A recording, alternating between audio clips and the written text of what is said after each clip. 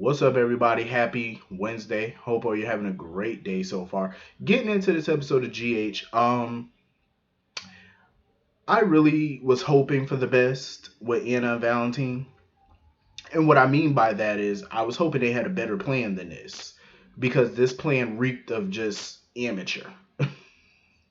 Like that's your plan? Tie him up in your basement and hold him there until whenever. And that plan didn't work because now he done poisoned Chase by accident and he's the only one with the antidote. So now they don't have a choice but to let Peter go. That is a stupid ass move. And I said this yesterday. Letting Peter go is the dumbest thing you can do because after the move that they made on him, he's gonna strike back at them. He's gonna come at him harder. That was a foolish move. That's a fool's paradise. Don't do that. That was they clearly didn't. It was a desperate move on their part. They didn't think it through. They didn't think none of this through. They just got desperate and went for anything. And just like Faison, just like when her and Robert put Faison in that little hole in Windermere, that backfired, and now this backfired. It's like, come on, y'all are two highly intelligent people. This is the best y'all could come up with. And now Peter basically is telling them that in exchange for the antidote, they have to let him go. They have to not only let him go, they have to stay away from Maxie. And we all know that's not the only terms he has. He's going to have way more terms than that, I'm sure. Because when they got to the hospital, he was like, it's not going to be this easy. And I knew it. It never is. When you're dealing with a psychopath, when you're dealing with a sociopath, it's never that simple. Peter's going to list a whole bunch of demands. I want this. I want that. Goo goo gaga. You already know. Anna and Valentine should have thought this through. Like, really thought this through. This was a fool's game. Um, Jackie is also fed up with Peter at this point because she wants revenge on him for that article he published in The Invader, but she can't go after him because of the contract that she signed. So they want Anna, she wants to bring Anna in to help. But Finn not really feeling that because number one, Finn don't really want to be around Anna, and two, I don't think it's a smart idea to bring Anna in on anything because look at the plan she done came up with so far. That backfired, so I wouldn't trust her judgment. I'm just saying. I felt bad for Willow though because Willow never got to have that conversation with Chase about her and Michael being together. And Jackie was singing Willow's praises, talking about, oh, I'm happy that you gave my son a second chance and you're the only thing that's making him happy. I was like, oh shit. Wait until y'all find out. Lord have mercy. I could kind of see where this is going. So basically, Willow's going to have to prolong that conversation and pretend to still be with Chase, basically. I could see that happening. I don't know how Michael's gonna feel about that, but I can see them going down that road. Um. So anyway, moving on from that, Jax. I understand that Jax wants Nina back, so of course he's going to Michael to see if Michael can allow Nina to be in Wiley's life. Basically, if he could swing that with Michael, that might be the opening he needs to get Nina back.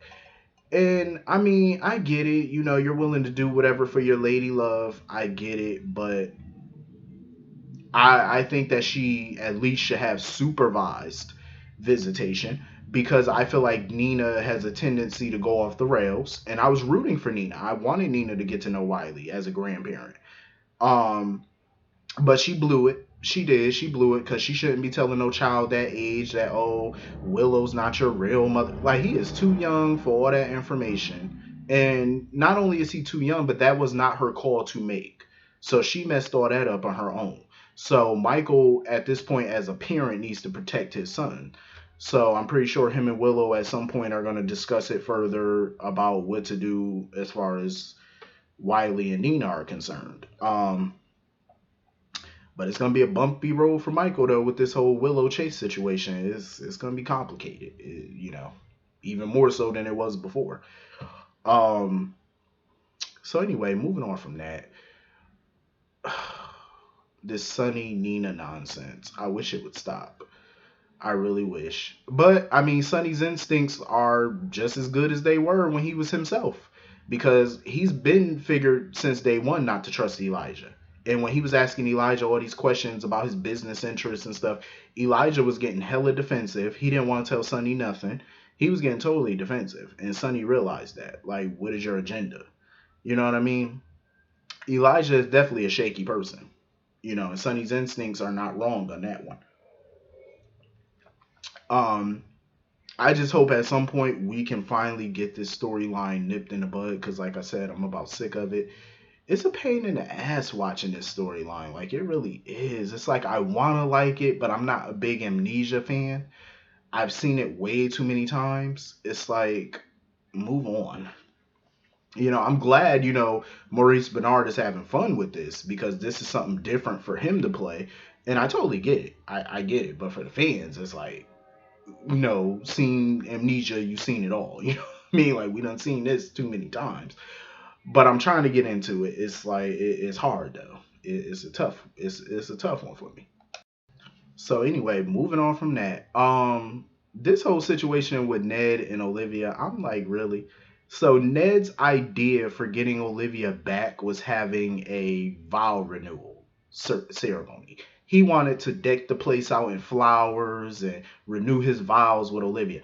I have to agree with Brooklyn and Dante on that. I feel like that's a horrible idea. Even before they said it, I knew it was horrible. For one, when you're doing a vow renewal, that's for happy couples. I'm like, that's for couples that's in a good place. You know what I'm saying?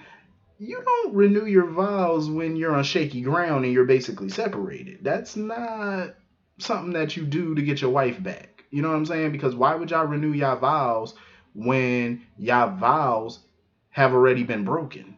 So why would she take that? No, you to renew your vows, you have to be in a good space emotionally, everything. Like, you got to be in a good space with your spouse to do some shit like that. Like, you can't just do it when y'all on shaky ground. That's not how vow renewals work. That's not how you get her back. And I agree with Dante. Olivia's not into the whole big splashy shindig type. She's not. That's big and flashy ain't gonna get her back. You know what I'm saying? But that's just how Ned operates because he's wealthy. He comes from wealth, and that's how wealthy people do. Not all wealthy people, but that's how a lot of them do. To get somebody back, they flash a big diamond or something to get them back, or they buy them some gaudy ass jewelry, or something sparkly, to get the person back and get back in their good graces. But Dante was like, that's not gonna work on his mother. Like, you gonna have to come better than that because that's not gonna work.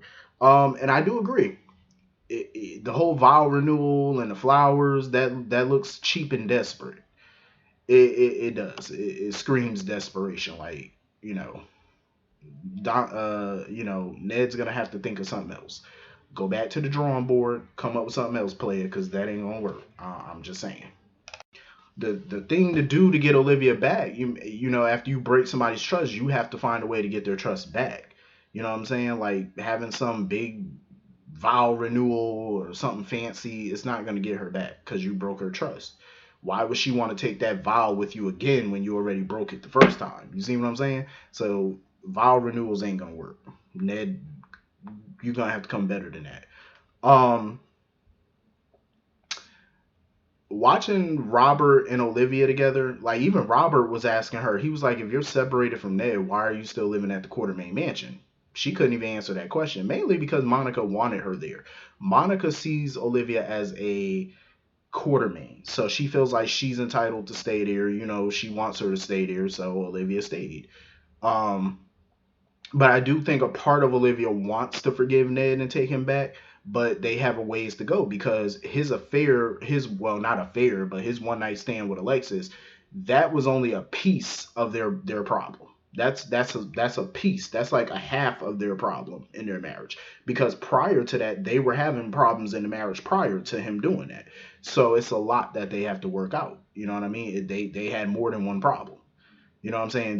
The one night stand was the catalyst. Like, that's the main problem they had, but they had underlining issues prior to that. And I think they need to communicate and they need to find a way to fix it. Like, they definitely need to find a way to fix that. But it definitely didn't look good when Brooklyn walked up in there and seen Robert, with, his hand on Olivia's hand and all that stuff. Robert was like, yeah, ain't nothing going on over here. But Brooklyn was like, shit, you could have fooled me. Like, even Brooklyn could see something going on over there. You know what I'm saying? Even if Olivia and Robert don't want to admit it, I think they definitely have some type of feeling for each other. You can't tell me otherwise. Because Robert is an old school player, so I know he got some feeling for her. You don't spend that much time with somebody and not develop something. I feel like Dante probably made a big mistake talking to Brooklyn about her pregnancy and her baby father and all that stuff, offering his assistance if she needs any backup. I feel like that was a big mistake on Dante's part because this is more people getting involved in Brooklyn's shenanigans. Like, Brooklyn is involved in half the town in her problems right now. You know what I mean? Like, I was like, Dante, don't get involved in that foolishness because before long, Dante probably gonna find out the truth. Because Dante's pretty perceptive on things and he can figure things out relatively quickly sometimes. Um, Brooklyn's pregnancy is gonna be a whole mess. Before it's all said and done, it's gonna be a mess. But I do agree. I wonder about that pregnancy test because when she left town, that pregnancy test was positive. So what happened to that pregnancy? Did she abort the child? Did like she miscarry? Was it a false positive? Because I could have sworn that test was definitely positive. And now all of a sudden there's no baby. I'm like, well, what the hell happened? She couldn't have delivered because Maxie, I believe, was pregnant before she was. So there's no way Brooklyn had that baby before Maxie did. Ain't no way. Um. So anyway, that's pretty much the whole episode. Hit the comment section. Let me know what y'all thought about it, and I will see you all later. Hope you all have a great day. Peace.